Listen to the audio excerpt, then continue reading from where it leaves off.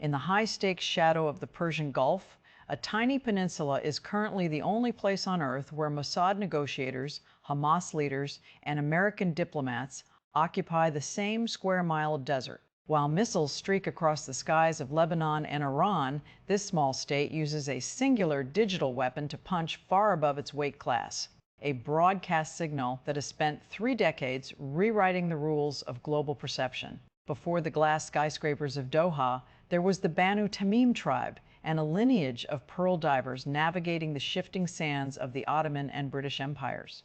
In 1851, Mohammed bin Thani unified the warring tribes, but it was the 1916 Anglo-Qatari Treaty that traded foreign policy autonomy for British protection, a dynamic that would persist until the state's quiet independence in 1971.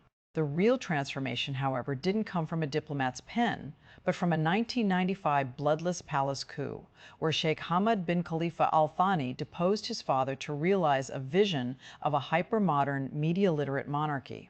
This new guard understood that in a region dominated by giants like Saudi Arabia and Iran, survival required more than just oil, it required a voice. In 1940, the discovery of the Dukhan oil field changed the country's bank account.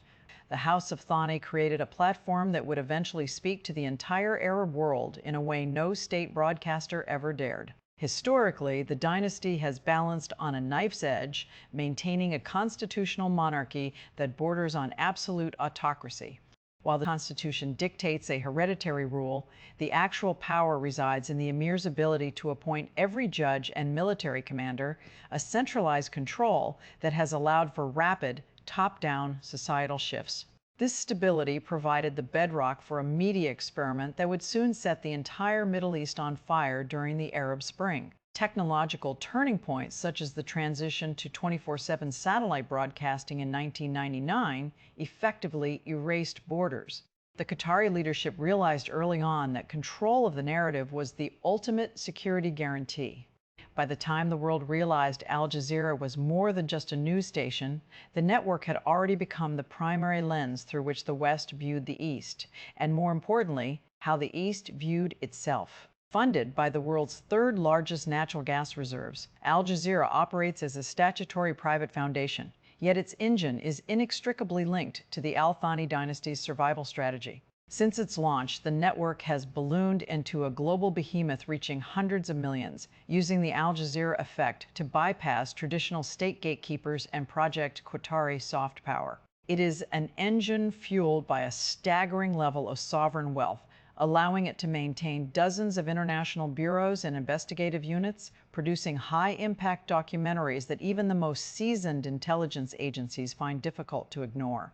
On the ground, the mechanics are moving toward a more rigid internal structure. In May 2024, a constitutional referendum effectively ended the country's short-lived experiment with legislative elections, reinforcing the emir's absolute authority over all 3 branches of government. Despite this domestic consolidation, the network maintains an appearance of editorial independence that allows it to operate in over 150 countries.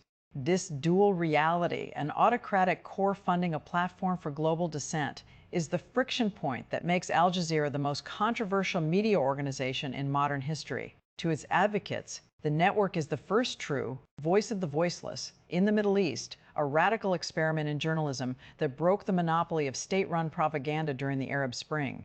They argue that by providing a platform for diverse political movements, including those shunned by the West, the network facilitates a necessary, if uncomfortable, regional dialogue that promotes long-term stability through transparency.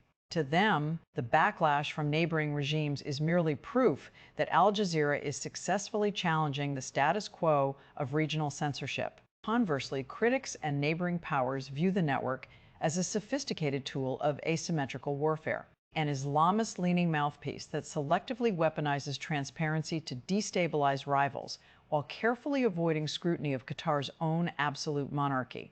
They fear the network's influence serves as a Trojan horse for Qatari foreign policy, pointing to the 2017 diplomatic crisis where 4 Arab nations demanded the network's total closure as a prerequisite for peace.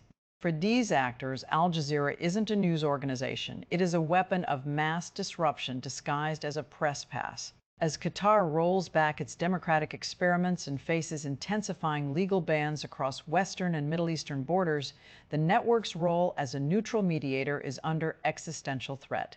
The era of the soft power broadcaster is colliding with a new age and digital firewalls. Doha's broadcast signal may remain on the air, but the sanctuary of its perceived neutrality is rapidly evaporating into the desert heat.